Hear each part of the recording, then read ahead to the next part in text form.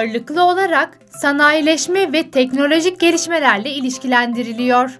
Dünyanın tek bir bütün olarak yapılaşması sürecini ifade etmek için kullanılıyor. İnsanlar tarafından yaratılan her şeyin yayılmasının önündeki tüm engellerin ortadan kalkması şeklinde de nitelendiriliyor. Özelliklerini sıraladığımız kavram küreselleşme. Dilerseniz tanım bölümüne geçmeden önce yönümüzü sokağa çevirelim ve halka kulak verelim.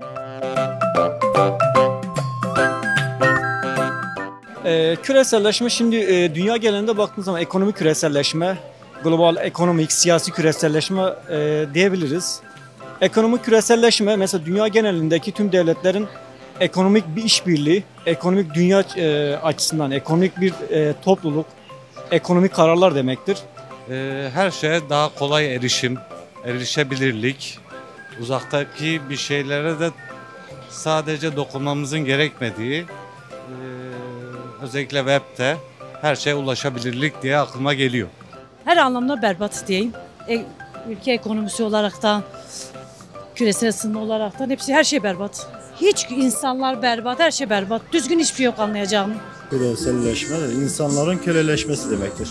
Dünyanın siyasi, ekonomik, sosyal ve iletişim olarak tek çizgide buluşmasıdır diyebilirim yani. Küreselleşme nüfus bakımından baktığımız zaman insan sayısının artışı, ekonomik olarak baktığımız zaman zenginin daha zengin, fakirin daha fakir olduğu, işte iklim olarak da baktığımız zaman iklimlerin değişimi bence.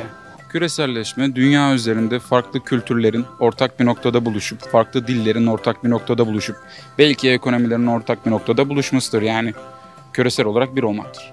İnsanoğlunun kendi elleriyle oluşturduğu bir afettir. Küreselleşme, dünyanın şu anda iklimin kötüye gittiği, sellerin olduğu, kuraklığın olduğu, gittikçe kötüye gidiyor açıkçası bu. Küreselleşme dünyadaki tüm insanların birbirleriyle etkileşim halinde olmasıdır.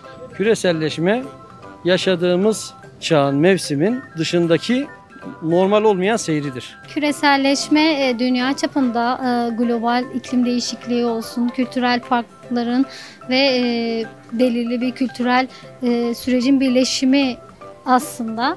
Küreselleşme dünya ve uluslararası ürünlerin ve birçok şeyin bütünleşmesi demektir.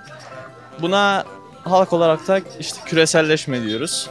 Küreselleşme insanların bir şeyi fazla tüketmesidir, tüketimdir. Meselede olan bir şey fazla bir şekilde çarçur etmek, tüketim etmek.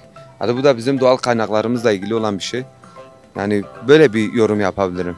Küreselleşme dünyanın her geçen gün özellikle sosyal ağlarla, ekonomik verilerle, buna dijital paraya örnek verebiliriz, daha küçülmesi, daha da iç içe girmesi olarak nitelendirebiliriz.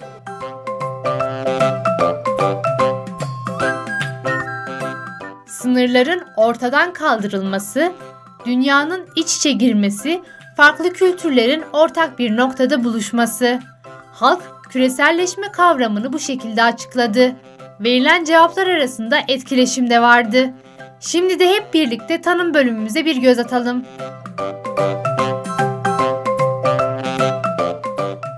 Küreselleşme kavramı, uygarlığın, daha doğrusu dünya sisteminin yayılması anlamına gelir. İlkel klanlardan günümüze kadar tüm sistemler küreseldir. Başarılı olan her sistem az veya çok yayılma şansına sahiptir.